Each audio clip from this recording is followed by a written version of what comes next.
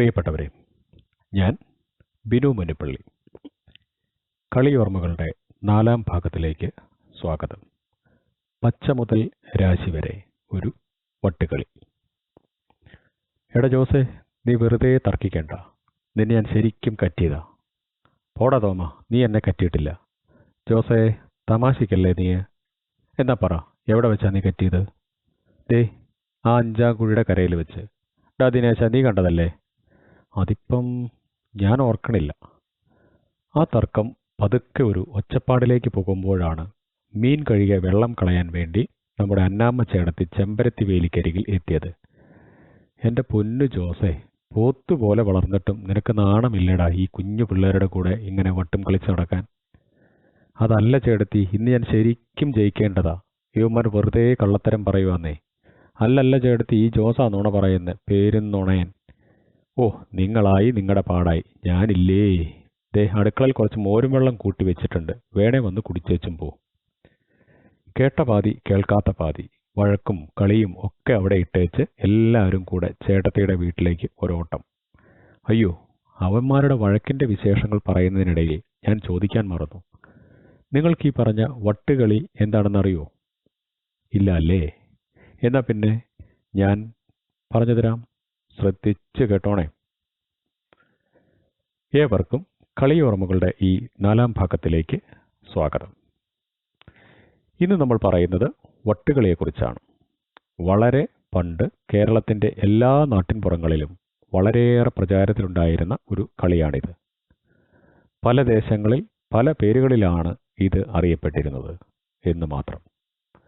വട്ടുകളി, ഗോലികളി, ഗോട്ടികളി, രാശികളി, പളുങ്കുകളി, 3-ാം രാശി എന്നിങ്ങനെ പല പല പേരുകളിൽ.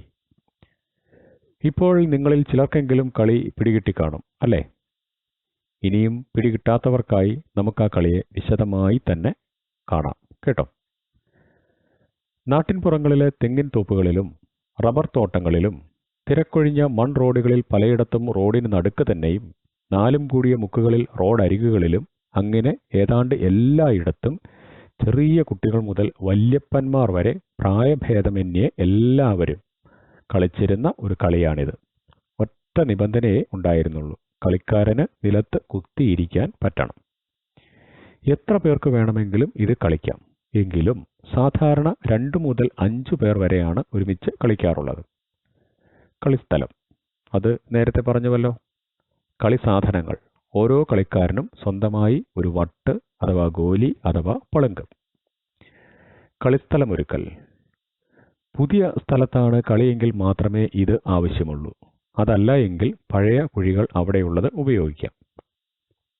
നിരപ്പാർന്ന സ്ഥലത്ത് നേർരേഖയിൽ ഏതാണ്ട് 3 അടി, വലിയവരാണെങ്കിൽ ഈ ദൂരം ചിലപ്പോൾ കുറച്ചുകൂടി കൂടും കേട്ടോ, അകലത്തിൽ കുഴിച്ച 3 ചെറുകുഴികൾ. ഈ കുഴികൾ കുഴിക്കുന്നതും ഒരു പ്രത്യേക രീതിയിലാണ്. ആദ്യം കുഴികളുടെ സ്ഥാനം കൃത്യമായി തീരുമാനിക്കുന്നു. ആദ്യ കുഴിയുടെ സ്ഥാനത്ത് കൂർത്ത ഒരു കല്ലുകൊണ്ടോ അല്ലെങ്കിൽ ഒരു മരക്കൊമ്പ് കൊണ്ടോ കുത്തി കുത്തി ഒരു ചെറുകുഴി എടുക്കുന്നു. പിന്നെ കളിക്കാരിലൊരാൾ തൻ്റെ കാലിൻ്റെ ഉപ്പൂറ്റി ഇതിൽ ഉറപ്പിച്ച് കഴിയുന്നത്ര സ്പീഡിൽ വട്ടം കറങ്ങുന്നു. ഇങ്ങനെ 1-2 തവണ കറങ്ങുമ്പോൾ ആ കുഴി നല്ല വൃത്താകൃതിയിൽ തയ്യാറായിട്ടുണ്ടാവും. പിന്നെ അടുത്ത 2 കുഴികളും ഈ രീതിയിൽ തന്നെ തയ്യാറാക്കുന്നു. ഊഴം തീരുമാനിക്കൽ. 2-ൽ കൂടുതൽ കളിക്കാരുള്ളപ്പോൾ ഇല പറിച്ച് ടോസിട്ട് തീരുമാനിക്കാൻ പറ്റാത്തതിനാൽ ആദ്യ കുഴിക്ക് മുകളിൽ നിന്നുകൊണ്ട് ഓരോ കളിക്കാരനും തൻ്റെ ഗോലി 3-ാം കുഴിയെ ലക്ഷ്യമാക്കി എറിയുന്നു. ആരുടെ ഗോലിയാണോ 3-ാം കുഴിയിൽ വീഴുന്നത് അയാൾ ആദ്യം കളി തുടങ്ങും. 3-ാം കുഴിയുടെ ഏറ്റവും അടുത്ത് ഗോലിയിട്ട ആൾ 2-ാമൻ. അങ്ങനെ പോകും.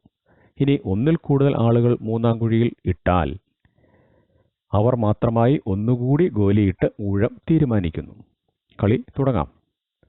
ആദ്യത്തെ കളിക്കാരൻ ആദ്യ കുഴിക്കരികിൽ കുത്തിയിരിക്കുന്നു. ശേഷം ആദ്യ കുഴിയുടെ വക്കിൽ ചിത്രത്തിൽ എസ് എന്ന് നോട്ട് ചെയ്തിരിക്കുന്ന കുഴി ഇടത് കൈയുടെ പെരുവിരൽ കുത്തി വലതു കൈയിലെ ഗോട്ടി അഥവാ ഗോലി ഇടം കൈയിലെ ചൂണ്ടുവിരലിൻ്റെയോ നടുവിരലിൻ്റെയോ അഗ്രത്ത് വെച്ച് ശേഷം ആ വിരൽ വില്ലുപോലെ പിന്നിലേക്ക് വലിച്ച് ഉന്നം നോക്കി ആയത്തിൽ ഗോലിയെ മുന്നോട്ട് പച്ച, അതായത് പി എന്ന് മാർക്ക് ചെയ്ത കുഴിയെ ലക്ഷ്യമാക്കി വിടുന്നു. പച്ചക്കുഴിയിൽ കൃത്യമായി വീണാൽ അതിനെ പച്ചതപ്പി എന്നാണ് പറയുക.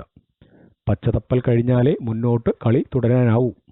പച്ചതപ്പിയാൽ പിന്നെ ഇതേ രീതിയിൽ തന്നെ ഗോലിയെ മുന്നിലെ ഒന്നാം കുഴിയിലേക്ക് തൊടുക്കുന്നു. കുഴിയിൽ വീണാൽ പിന്നെ രണ്ടിലേക്ക്, അതങ്ങനെ തുടരും. ഇനി കുഴിയിൽ വീഴാതെ പോയാൽ, അതായത് കുഴിയുടെ കരയിൽ എവിടെയെങ്കിലും ഗോലി എത്തി നിന്നാൽ പിന്നെ അടുത്ത കളിക്കാരന്റെ ഊഴം. അയാൾ പച്ച തപ്പാൻ ശ്രമിക്കുന്നു. തപ്പാൻ കഴിഞ്ഞാൽ പിന്നെ 1, 2, 3 അങ്ങനെ തുടരുന്നു. കഴിഞ്ഞില്ലെങ്കിൽ ഊഴം അടുത്ത കളിക്കാരന്. ഇനി ഒരു കളിക്കാരൻ തന്റെ അടുത്ത കുഴിയെ ലക്ഷ്യമാക്കി കളിക്കുന്നതിന്റെ കൂടെ വേണമെങ്കിൽ അടുത്തുള്ള മറ്റു കളിക്കാരുടെ ഗോലിയെ തന്റെ ഗോലി കൊണ്ട് അടിച്ച് ദൂരെ തെറിപ്പിക്കുകയും ചെയ്യാം കേട്ടോ. അങ്ങനെയെങ്കിൽ ആ പാവം കളിക്കാരൻ പിന്നെ അവിടെ മുതൽ നമ്മൾ നേരത്തെ പറഞ്ഞതുപോലെ കുത്തിയിരുന്ന് ഇടത് കൈയിലെ പെരുവിരൽ നിലത്തു കുത്തി ഗോലിയെ അടിച്ച് വീണ്ടും തന്റെ കളിക്കുഴിയിൽ എത്തിക്കണം. ഇതിനിടയിൽ മറ്റേതെങ്കിലും കളിക്കാർ പിന്നെയും ആ ഗോലിയെ അടിച്ചു തെറിപ്പിച്ചു എന്നും വരാം. ചിലപ്പോൾ ചില കളികളിൽ ചിലർക്ക് പച്ച തപ്പാൻ പോലും കഴിയാറില്ല. അതിനു മുൻപേ മിടുമിടുക്കന്മാരായ മറ്റു ചിലർ കളി തീർത്തിരിക്കും. നേരത്തെ നമ്മൾ പറഞ്ഞതുപോലെ ഓരോ കുഴിയും തപ്പി ഒരു കളിക്കാരൻ 10ാം കുഴിയിൽ എത്തി എന്നിരിക്കട്ടെ. 10ാം കുഴിയെ രാശിക്കുഴി എന്നാണ് പറയുക. ആ രാശിക്കുഴി തപ്പുന്നതിന് മുൻപേ മറ്റൊരു ചടങ്ങ് കൂടിയുണ്ട്. പച്ചയ്ക്കും രാശിക്കുമിടയിൽ ആ കളിക്കാരൻ എപ്പോഴെങ്കിലും മറ്റെല്ലാ കളിക്കാരെയും കറ്റിയിരിക്കണം. എന്നാൽ മാത്രമേ അയാൾക്ക് രാശിക്കുഴി തപ്പാൻ പറ്റൂ. എന്താണ് ഈ കറ്റൽ എന്ന് മനസ്സിലായില്ല അല്ലേ? പറയാം. ഓരോ കളിക്കാരനും ആദ്യം പച്ച തപ്പി പിന്നെ 1 മുതൽ 10 വരെയുള്ള കുഴികളിലേക്ക് മുന്നേറുമല്ലോ. അങ്ങനെ ചെയ്യുന്നതിനിടയിൽ എപ്പോഴെങ്കിലും മറ്റെല്ലാ കളിക്കാരുടെയും ഗോലികളെ അയാൾ തന്റെ ഗോലി ഉപയോഗിച്ച് ഒരു തവണയെങ്കിലും അടിച്ച് തെറിപ്പിച്ചിരിക്കണം. അതും 2 ഗോലികളും തമ്മിൽ ഒരു ചാണിൽ കൂടുതൽ അകലമുള്ളപ്പോൾ. അതിനെയാണ് കറ്റൽ എന്ന് പറയുന്നത്. അത്തരം ഒരു കറ്റലുമായി ബന്ധപ്പെട്ട തർക്കമാണ് ഈ ലേഖനത്തിന്റെ തുടക്കത്തിൽ നമ്മൾ കണ്ടത്. ഇനി 2 ഗോലികൾ തമ്മിൽ ഒരു ചാൺ അകലമില്ല എന്നിരിക്കട്ടെ. ഉദാഹരണത്തിന്, ഒരു കളിക്കാരൻ 3ാം കുഴിയിൽ നിന്നും 4ലേക്ക് കളിക്കുന്നു. കൃത്യം 4ാം കുഴിയിൽ ഗോലി വീണു. ആ കുഴിയുടെ അടുത്ത് മറ്റൊരു കളിക്കാരന്റെ ഗോലിയുണ്ട്. ഈ അവസരത്തിൽ വേണമെങ്കിൽ അയാൾക്ക് അത് ഗൗനിക്കാതെ അടുത്ത കുഴിയെ ലക്ഷ്യമാക്കി പോകാം. അതല്ല എങ്കിൽ ആ കളിക്കാരനെ നേരത്തെ കറ്റിയിട്ടില്ലെങ്കിൽ ഇത്തവണ അത് ചെയ്യാവുന്നതാണ്. അതിന് ആദ്യം അകലം നോക്കണം. കളിക്കാരൻ തന്റെ കൈയിന്റെ പെരുവിരലും നടുവിരലും കഴിയുന്നത്ര അകത്തി പിടിക്കുന്നു. ആ ദൂരമാണ് ഒരു ചാൺ.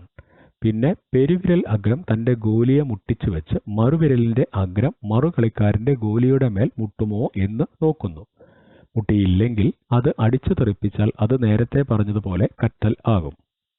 ഇനി ഒരു ചാൺ അകലമില്ലെങ്കിൽ ആ കളിക്കാരന് മറുഗോലിയെ കയ്യിലെടുത്ത് ഏത് ദിശയിലേക്ക് വേണമെങ്കിലും തിരിച്ചു വെച്ച് അടിച്ച് തെറിപ്പിക്കാവുന്നതാണ്. ചില മിടുക്കന്മാരുണ്ട്. അവർ ഒരു പ്രത്യേക രീതിയിൽ തന്റെ ഗോലി കൊണ്ട് മറ്റു ഗോലികളെ അടിച്ച് തെറിപ്പിക്കും. ശേഷം ആ ഗോലി ബൂമറാങ് പോലെ അവരുടെ കൈയുടെ അടുത്തേക്ക് തന്നെ കൃത്യമായി തിരിച്ചെത്തുകയും ചെയ്യും. വല്ലാത്ത കഴിവ് തന്നെ അല്ലേ? രാശിതപ്പൽ. മേൽപ്പറഞ്ഞ എല്ലാ കടമ്പകളും കഴിഞ്ഞ് ഒരു കളിക്കാരൻ 10ാം കുഴി വരെ എത്തി എന്ന് കരുതുക. ആദ്യ തവണ കുഴിയിൽ ഗോലി വീഴ്ത്തി 1ാം രാശി എന്നും പറഞ്ഞ് തന്റെ ഗോലിയെ ആ കുഴിയുടെ സമീപത്ത് എവിടെയെങ്കിലും വയ്ക്കാം. പിന്നെ ഊഴം അടുത്ത കളിക്കാരന്. വീണ്ടും മറ്റെല്ലാവരിലും കറങ്ങി നമ്മുടെ രാശിക്കാരന്റെ ഊഴം എത്തുന്നതിന് മുൻപേ ആർക്കു വേണമെങ്കിലും ആ രാശിക്കാരന്റെ ഗോലിയെ അവിടെ നിന്നും അടിച്ചകറ്റാവുന്നതാണ്. രാശിക്കാരൻ വീണ്ടും തന്റെ ഊഴമെത്തുമ്പോൾ അപ്പോൾ ഗോലിയുള്ള സ്ഥലത്തു നിന്നും വീണ്ടും രാശിക്കുഴി തപ്പണം. തപ്പാൻ പറ്റിയാൽ 2ാം രാശി എന്നും പറഞ്ഞ് വീണ്ടും സമീപത്ത് ഗോലിയെ വയ്ക്കാം. തന്റെ അടുത്ത ഊഴത്തിൽ 3ാം രാശി തപ്പാനായാൽ അയാളാകും ആദ്യ വിജയി. ചിലപ്പോൾ അതോടെ കളി നിർത്തും. വീണ്ടും ആദ്യം മുതൽ തുടങ്ങും. മറ്റ് ചിലപ്പോഴാവട്ടെ ശേഷിക്കുന്നവർ കളി തുടരും, അടുത്ത വിജയിയെ കണ്ടെത്താൻ. ചിലപ്പോൾ ഈ കളിക്ക് വേദന നിറഞ്ഞ ഒരു പര്യവസാനം കൂടി ഉണ്ടാകാറുണ്ട് കേട്ടോ.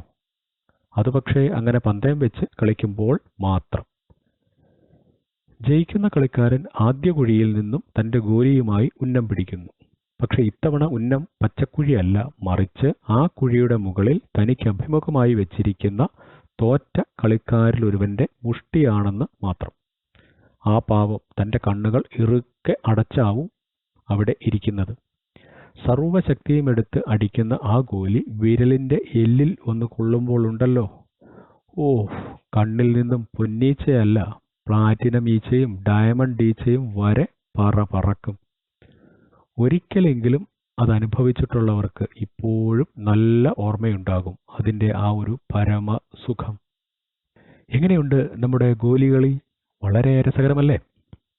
കടയിൽ നിന്നും ഓരോ പളുങ്കും വാങ്ങി നമുക്കൊന്ന് കളിച്ചു നോക്കിയാലോ? ചുമ്മാ ഒരു രസത്തിന്. നേരം പോട്ടെന്നേ. പക്ഷേ ഒരു കുഴപ്പമുണ്ടല്ലോ. റോഡൊക്കെ ഇപ്പോൾ ടാറല്ലേ, അല്ലെങ്കിൽ കോൺക്രീറ്റ്. മുറ്റത്താണെങ്കിൽ മുഴുവനും ടൈൽസും. പിന്നെ എവിടെ കുത്തും നമ്മൾ ആ 3 ചെറു കുഴികൾ? ടെറസിൽ നോക്കാമെന്ന് വെച്ചാൽ കുഴി കുത്താതെ തന്നെ അത്യാവശ്യം നല്ല ചോർച്ച അവിടെ ഉണ്ട് താനും.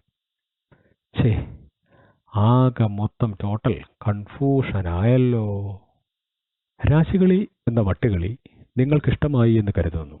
ഒരു കളിവിശേഷം കൂടി പറഞ്ഞ് നമുക്ക് ഈ അധ്യായം ഇവിടെ അവസാനിപ്പിക്കാം. അന്ന് സോഡാവട്ട് കയ്യിലുള്ള കളിക്കാരൻ വലിയ VIP ആണ് കേട്ടോ. പണ്ടത്തെ ആ സോഡാ കുപ്പി ഓർമ്മയുണ്ടോ?